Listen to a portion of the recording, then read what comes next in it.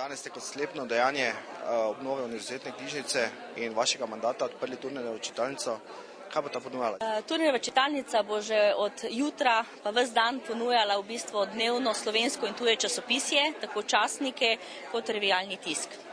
In zakaj ste se odločili za čitalnico po vzoru kavarn?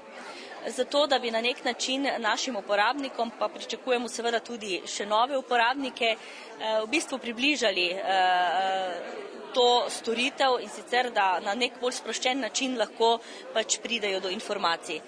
Namreč med našimi uporabniki tudi veliko tisti, ki pridejo samo prebrati dnevno časopisje. To je en razlog, drugi je pa ta, da želimo na tak način tudi popularizirati znanost, se pravi jo približati našim uporabnikom.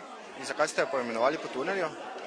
Poimenovali smo jo po dr. Pavlu Turnerju iz več razlogov. Zato, ker je bil dr. Pavel Turner, bom rekla, pomemben možakar, ki je bil mecen, bil je svetovljan, bil je tudi dopisnik v časopise, se pravi v tistem času.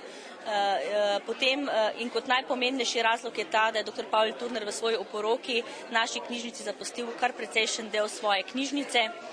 In v naši knjižnici, bom rekla, še ni imel svojega obeležja. Drugi pomembni ljudje ga imajo in meni se je zdelo, bom rekla, to je bila moja že več desetletna želja, da pa je Univerzitetna knjižnica Maribor v bistvu se na nek način zahvali dr. Pavlu Turnerju z nekim obeležjem in mislim, da je Turnerjeva čitalnica primeren prostor za to.